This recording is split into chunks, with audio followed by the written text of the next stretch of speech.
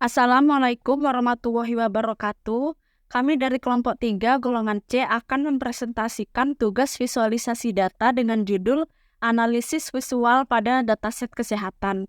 Bersama saya Safira Novanda Hafizam dengan NIM E312316060 dan rekan-rekan saya. Saya Pinky Sukmawati, NIM E31231402. Saya Zefania Esra'atul Pratini dengan NIM E31231302. Nama saya Muhammad Rasidin. Presentasi ini kami buat sebagai bentuk pemahaman kami terhadap materi visualisasi data yang telah dipelajari di minggu 9 dan minggu 10. Tugas ini bertujuan untuk memberikan gambaran menyeluruh mengenai pentingnya visualisasi data dalam mempermudah interpretasi informasi yang ada pada dataset kesehatan yang kami pilih.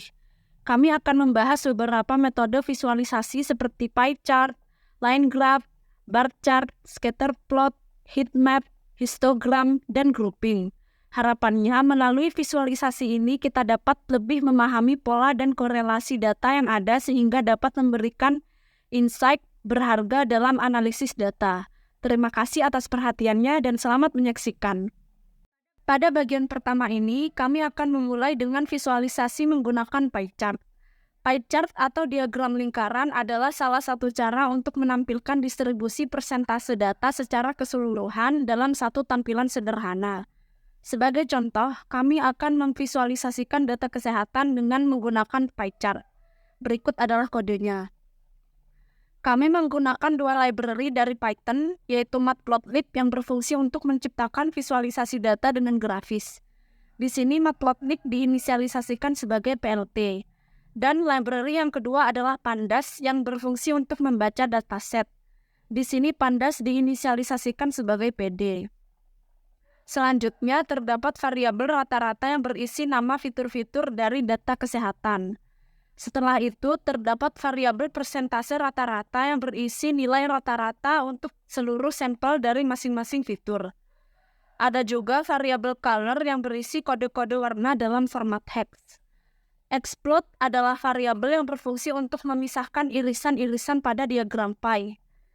PLT title adalah fungsi yang digunakan untuk membuat judul pada diagram.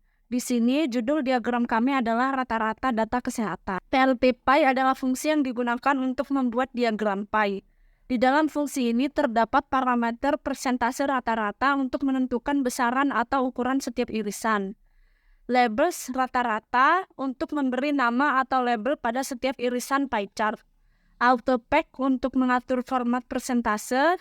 Colors untuk mengatur warna diagram. Explode untuk mengatur irisan diagram. Dan shadow untuk menambahkan efek bayangan pada pie chart. Dan yang terakhir, PLT show berfungsi untuk menampilkan diagram. Nah, dari kode ini akan menghasilkan diagram yang menggambarkan persentase rata-rata aspek data kesehatan. Setiap irisan menunjukkan proporsi dari masing-masing kategori terhadap keseluruhan data. Bagian terbesar dalam pie chart ini adalah jumlah kalori yang terbakar, mencapai 46,8% dari total keseluruhan. Artinya aspek pembakaran kalori memiliki kontribusi paling signifikan dibandingkan aspek lainnya dalam data kesehatan. Nilai maksimum denyut jantung rata-rata berada pada nilai 16,4%, yang artinya persentase denyut jantung tertinggi yang tercatat dalam data tersebut. Denyut jantung rata-rata memiliki kontribusi sebesar 13,3%, yang artinya nilai rata-rata denyut jantung selama aktivitas yang tercatat. Durasi latihan atau aktivitas mencangkup 8% dari total data, yang mempresentasikan waktu yang dihabiskan untuk berolahraga atau beraktivitas fisik. Rata-rata durasi tidur menyumbang 9,6% dari keseluruhan, yang menunjukkan waktu yang dihabiskan untuk istirahat atau tidur dalam sehari.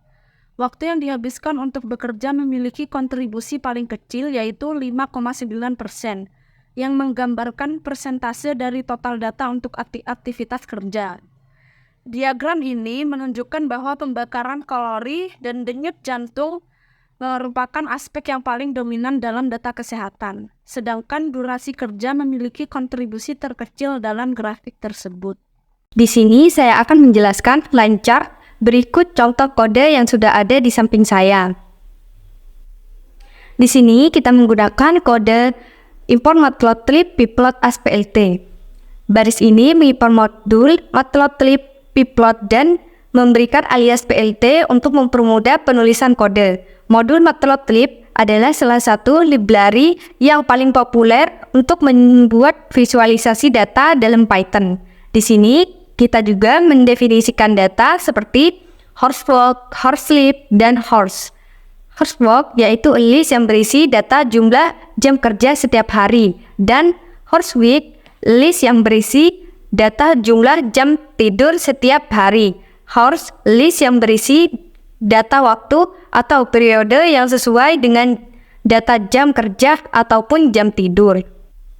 Nah, di sini kita juga membuat plot jam berisi horsework. Baris ini membuat plot garis pertama sumbu X akan menggunakan data dari waktu dan sumbu Y akan menggunakan data dari jam kerja.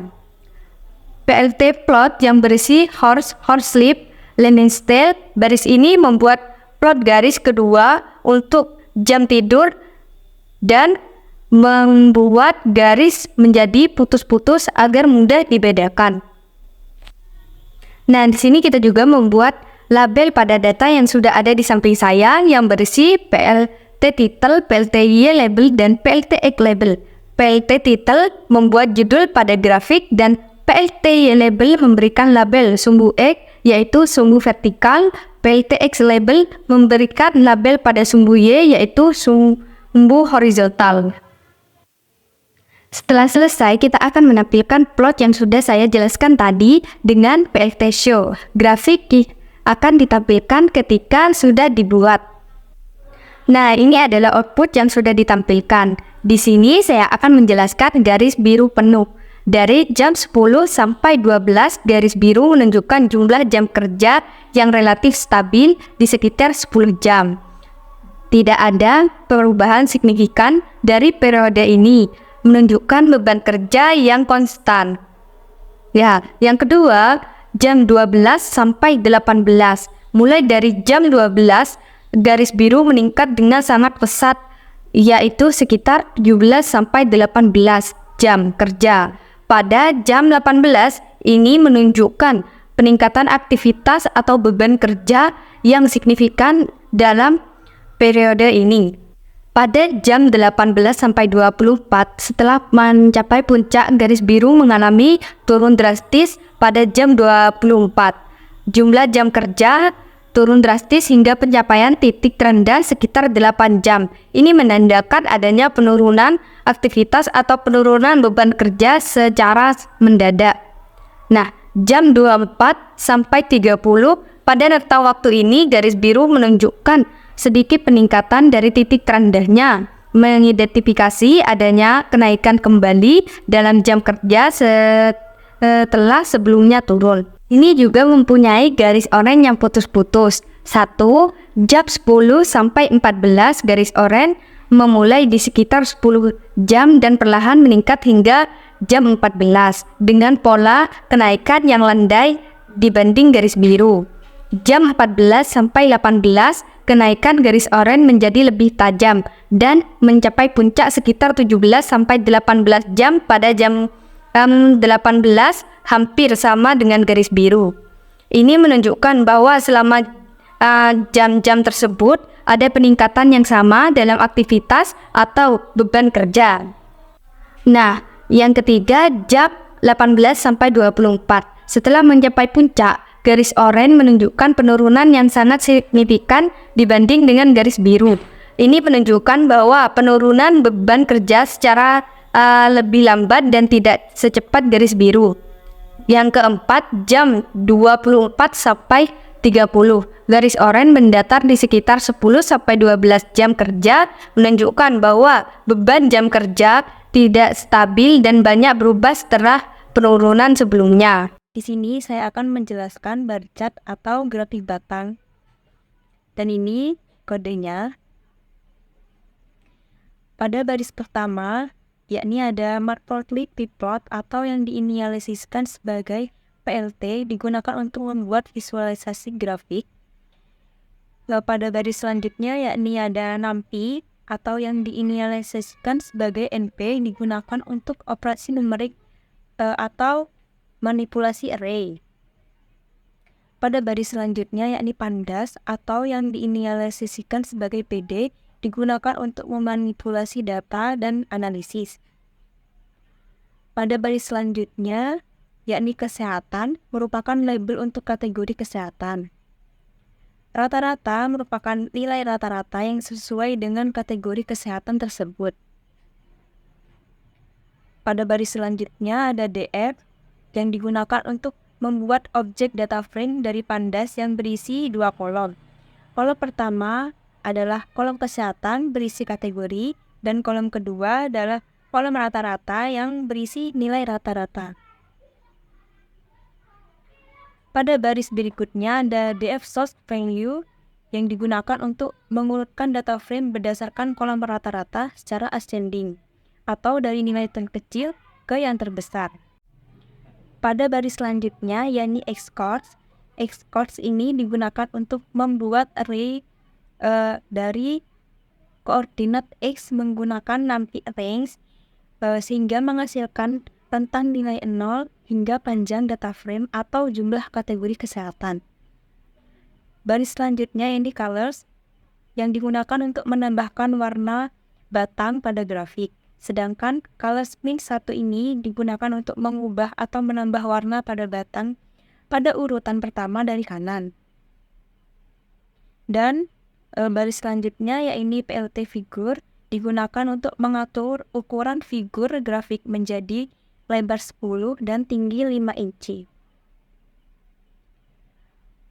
PLT bar digunakan untuk membuat atau menampilkan bar chart berdasarkan koordinat Xcores yang menentukan posisi tiap batang pada grafik, dan DF rata-rata digunakan untuk menentukan tinggi pada batang berdasarkan data dari kolom rata-rata. Untuk tick label ini yang digunakan untuk memberikan label sesuai nilai-nilai yang ada di kolom kesehatan, serta colors untuk pewarnaan batang pada grafik. Untuk PLT X ini digunakan untuk merotasikan label pada sumbu X sebesar 90 derajat, dan PLT Y label rata-rata digunakan untuk menambahkan label pada sumbu Y dengan teks rata-rata. Nah, dari grafik ini dapat disimpulkan bahwa kategori Calorie Burnage memiliki nilai rata-rata yang paling tinggi dibandingkan kategori lainnya, menunjukkan bahwa pembakaran kalori terjadi dalam jumlah yang cukup signifikan. Sementara itu, hours work dan hours sleep memiliki kontribusi yang rendah, menandakan bahwa dalam data ini rata-rata waktu yang dihabiskan untuk bekerja dan tidur relatif kecil dibandingkan dengan aktivitas lain seperti duration dan pulse yang berada di tingkat menengah. Berikut saya akan menjelaskan tentang kode scatterplot per baris dari kode di atas. Import matplotlib .pplot as plt, yaitu untuk mengimpor library matplotlib .pplot yang digunakan untuk membuat visualisasi data dalam bentuk grafik. Kemudian ada data kesehatan. Duration sama dengan 30,40 sampai 120. Berisi durasi latihan dalam menit. Kemudian ada kalori burnage sama dengan 200,250 sampai 650. Berisi jumlah kalori yang terbakar dalam kilokalori atau kikal untuk setiap durasi. Kemudian ada average pulse sama dengan 80,85 sampai 125. Berisi denyut jantung rata-rata untuk setiap durasi latihan. Kemudian ada kode plt.title, menentukan judul grafik yang akan ditampilkan. Kemudian ada plt.xlabel dan plt.ylabel, yaitu untuk menetapkan label sumbu X sebagai durasi latihan, menit, dan sumbu Y sebagai jumlah kikal atau denyut jantung.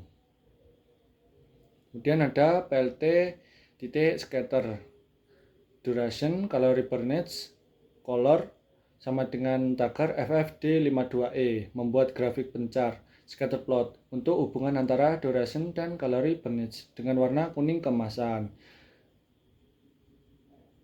Kemudian ada PLT scatter, duration, Varec pulse, color sama dengan yellow. Membuat grafik pencar scatter plot untuk hubungan antara duration dan average pulse dengan warna kuning.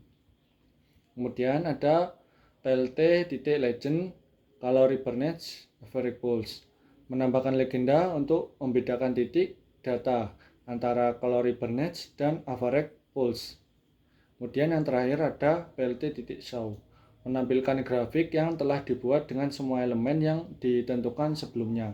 Ada judul, label sumbu, dan legenda. Kemudian saya akan menjelaskan grafik scatter plot di atas. Grafik di atas adalah scatter plot yang menunjukkan hubungan antara durasi latihan dengan pembakaran kalori dan denyut jantung rata-rata.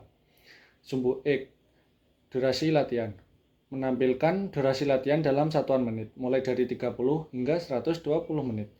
Sumbu Y, jumlah, menampilkan jumlah kalori yang terbakar, dan denyut jantung rata-rata dalam satuan yang berbeda. Kikal untuk kalori dan BPM untuk denyut jantung. Selanjutnya kuning kemasan, titik-titik yang mewakili data pembakaran kalori atau calorie burnage.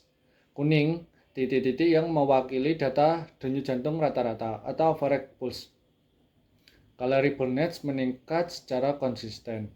Seiring dengan peningkatan durasi latihan, hal ini menunjukkan bahwa semakin lama durasi latihan, semakin banyak kalori yang terbakar. Average pulse, denyut jantung rata-rata, relatif konstan di berbagai durasi latihan, dengan peningkatan yang sangat kecil. Ini menunjukkan bahwa denyut jantung rata-rata tidak terlalu dipengaruhi oleh durasi latihan dalam dataset ini. Grafik ini menunjukkan korelasi positif antara durasi latihan dan kalori yang terbakar. Namun, denyut jantung rata-rata tampak stabil tanpa banyak perubahan. Nah, di sini saya akan menjelaskan scatter plot dan heat map seperti yang sudah ditampilkan di samping saya. Nah, di sini kita menggunakan Matplotlib Pplot untuk membuat visualisasi grafik, dan Seabound merupakan pustaka visualisasi data berbasis Matplotlib yang membuat grafik menjadi lebih mudah dipahami dan lebih menarik.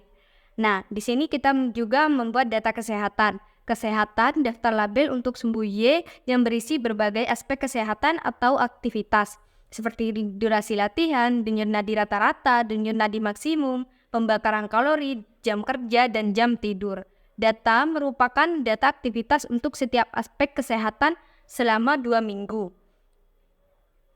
Menunjukkan nilai masing-masing atribut kesehatan tertentu. Hari dalam minggu. Day, daftar nama setiap label untuk sumbu X yang menunjukkan aktivitas selama 2 minggu 12 hari. PLT Fixed Size mengatur ukuran gambar heatmap menjadi 10x8 inch. SNS heatmap membuat heatmap menggunakan data yang diberikan. Membuat heatmap, data, matriks, data, aktivitas. YTX label kesehatan memberikan label pada sumbu Y berdasarkan daftar kesehatan. YXT label D memberikan label pada sumbu X berdasarkan daftar D. Chief Maps menggunakan skema warna colorgram untuk menunjukkan perbedaan instansi data. Not true menampilkan nilai data pada setiap sel dalam heatmap. FMT if mengatur format tampilan angka menjadi satu angka desimal. PLT title membuat judul grafik, dan PLT X label dan PLT Y label memberikan label pada sumbu X dan sumbu Y. PLT show menampilkan heatmap pada layar. Nah, ini adalah output yang sudah dijelaskan tadi.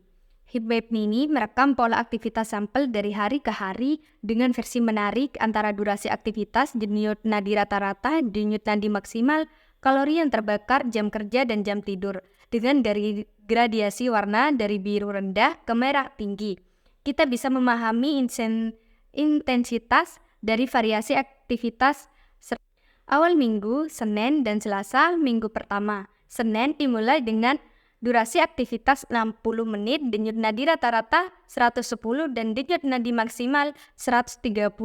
Kalori yang terbakar mencapai 409, tidak ada jam kerja, sehingga waktu tidur mencapai 8 jam. Selasa menjadi hari dengan kalori terbakar tertinggi dalam 2 minggu yaitu 479. Dengan denyut nadi rata-rata naik sedikit ke 117 dan denyut maksimal ke 149, menunjukkan aktivitas yang lebih intens dibandingkan hari lainnya. Namun seperti Senin tidak ada jam kerja dan tidur stabil di 8 jam. Nah, pertengahan minggu seperti Rabu hingga Jumat pada minggu pertama. Rabu, aktivitas dengan durasi 60 menit dan denyut nadi rata-rata yaitu 103 dan denyut nadi maksimal melonjak ke 135. Kalori terbakar 340, sampel bekerja selama 8 jam dan tidur sedikit berkurang menjadi 7,5 jam. Kamis, durasi aktivitas menurun ke 45 menit, denyut nadi rata-rata yaitu 109, tetapi denyut nadi maksimal melonjak ke 175. Kalori yang terbakar menurun ke 282 meskipun masih ada aktivitas, jam kerja tetap 8 jam, sementara tidur meningkat selama 8 jam. Jumat, durasi sama seperti hari Kamis yaitu 45 menit. Denyut rata-rata 117, denyut maksimal 148. Kalori yang terbakar melonjak menjadi 406, namun jam kerja tidak ada sehingga tidur turun lagi menjadi 6,5 jam.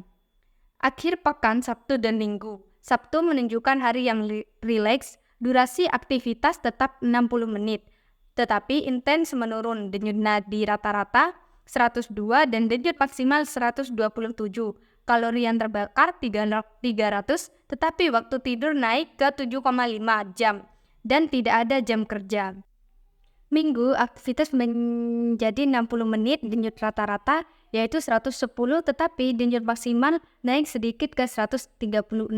Kalori yang terbakar mencapai 374, tanda aktivitas yang masih ada meskipun hari libur.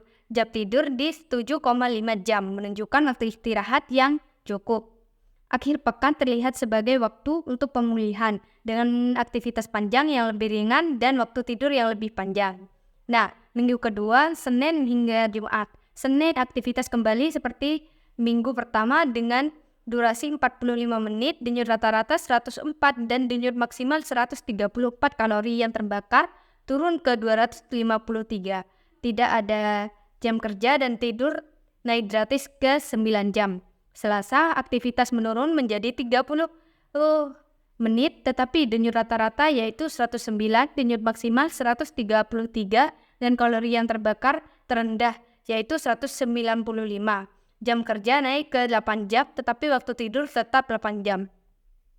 Rabu, aktivitas tetap 60 menit, denyut rata-rata turun drastis ke 98 dan denyut maksimal turun ke 124. Kalori yang terbakar naik ke 269 dengan jam kerja 7,5 jam dan tidur 8 jam. Kamis, durasi aktivitas 60 menit, denyut rata-rata 103 dan denyut maksimal kembali tinggi di 147. Kalori yang terbakar mencapai 329 jam dan jam kerja menjadi 8 jam, tetapi waktu tidur berkurang sedikit yaitu 7 jam. Jumat, durasi 60 menit, denyut rata-rata 100 dan denyut maksimal turun ke 120. Kalori yang terbakar mencapai 250 tepat jam kerja, namun tidur hanya 5 jam, paling rendah di seluruh grafik, mungkin tanda hari yang sangat sibuk atau waktu istirahat yang terganggu. Berikut yang kedua, yaitu saya akan menjelaskan kode histogram dari kode di atas. DF atau data frame dalam kurung average pulse, map pulse.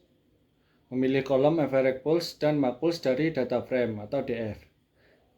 Titik plot dalam kurung mungkin sama dengan his menghasilkan histogram dari data yang dipilih. Kin sama dengan his menentukan jenis plot sebagai histogram.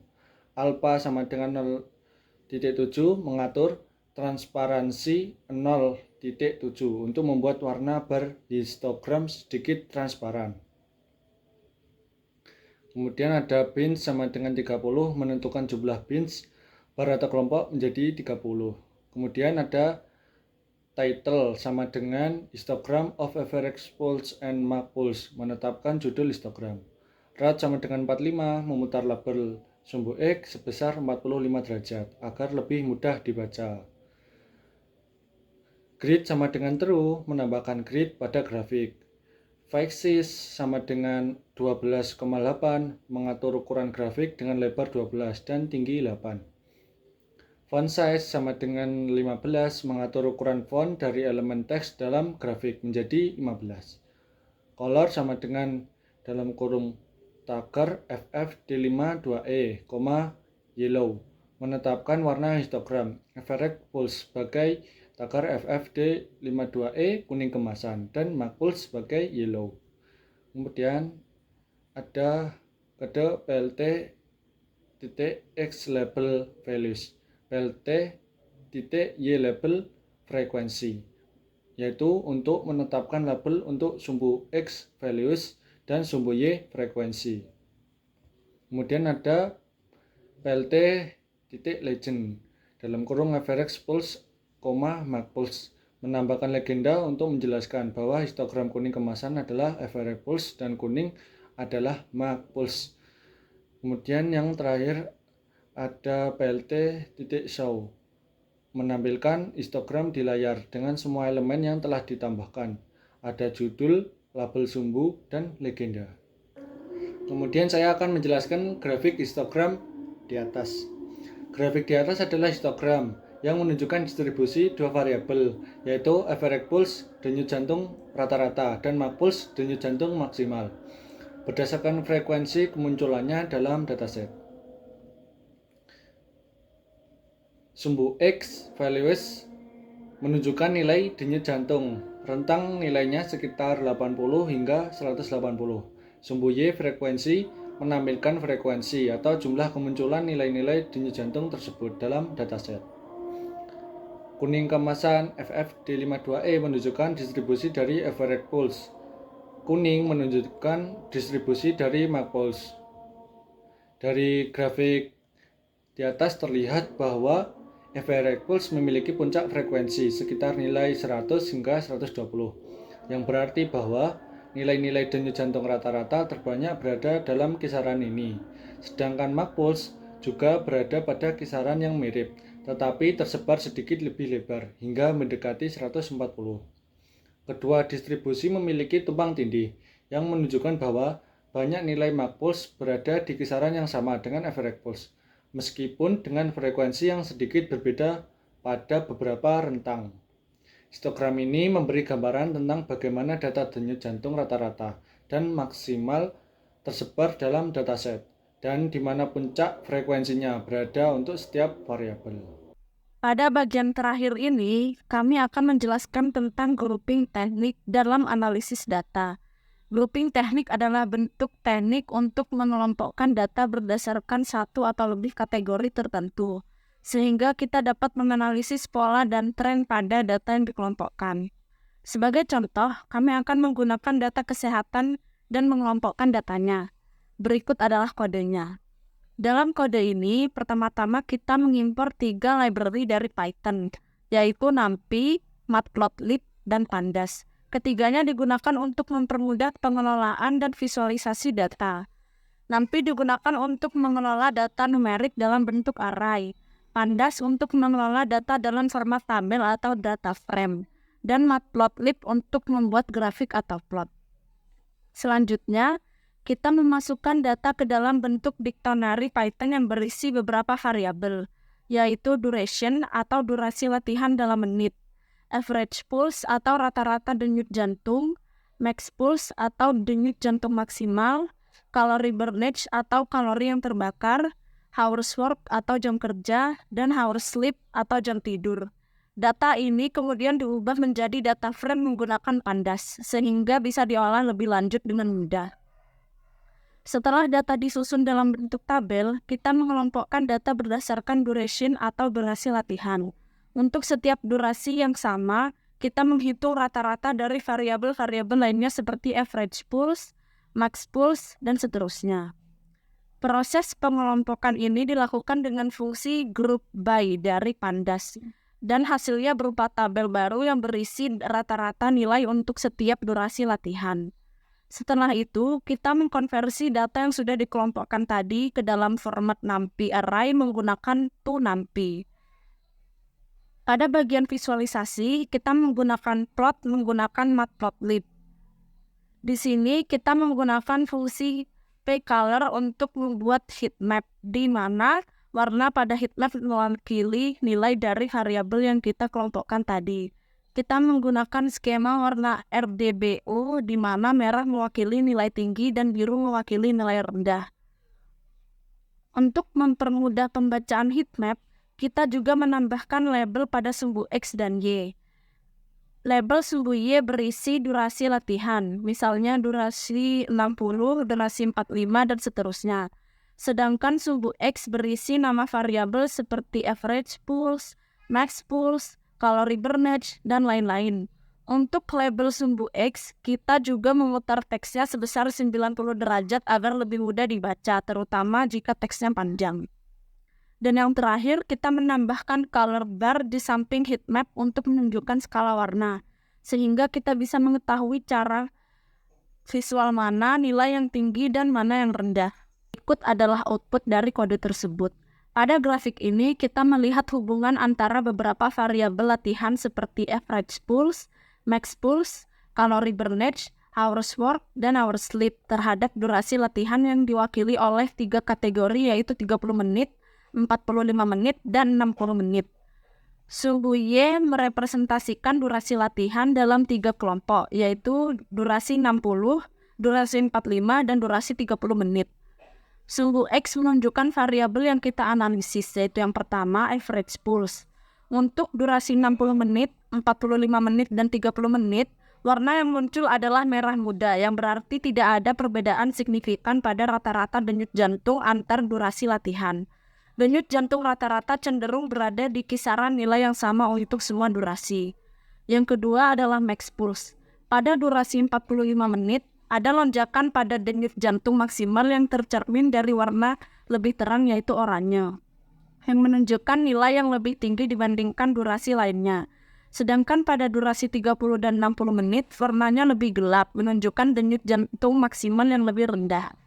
Yang ketiga adalah calorie burnage. Untuk durasi 60 menit, warna yang muncul adalah biru gelap, menandakan kalori yang terbakar lebih tinggi dibandingkan durasi lainnya, terutama dibandingkan dengan durasi 30 menit yang memiliki warna lebih terang, yaitu nyaris putih. Ini masuk akal karena semakin lama durasi latihan, semakin banyak kalori yang terbakar. Yang keempat adalah hours work. Warna merah tua yang mendominasi semua durasi latihan menunjukkan bahwa orang-orang pada hari itu cenderung tidak bekerja sama sekali atau bekerja dalam waktu yang sangat sedikit. Nilainya konsisten rendah. Dan yang terakhir adalah hours sleep. Sama halnya dengan hours work, jam tidur juga tidak menunjukkan variasi yang signifikan antara tiap durasi latihan. Warna yang cenderung gelap, yaitu merah tua, menandakan jumlah jam tidur yang relatif tetap dan tidak terlalu tinggi di semua durasi latihan. Demikian presentasi dari kelompok kami mengenai analisis visual pada dataset kesehatan. Kami berharap visualisasi-visualisasi yang telah kami sampaikan tadi dapat memberikan pemahaman lebih mendalam mengenai pentingnya analisis data melalui representasi visual. Dengan adanya visualisasi ini, kita dapat melihat bagaimana data yang kompleks bisa disederhanakan menjadi bentuk yang lebih mudah dimengerti, serta mampu memberikan wawasan yang berguna dalam pengambilan keputusan. Kami juga ingin menyampaikan terima kasih kepada Bapak Dosen Wahyu Febrianto, STRKOM MT, dan rekan-rekan atas perhatiannya, serta kesempatan yang telah diberikan untuk mempresentasikan tugas ini. Semoga presentasi ini bermanfaat dan menambah wawasan kita semua.